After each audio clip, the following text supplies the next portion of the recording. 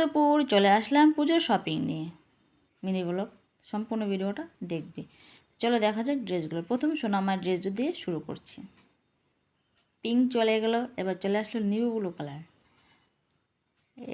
এটা হলো প্লাজোর সাথে এটা জ্যাকেটটা।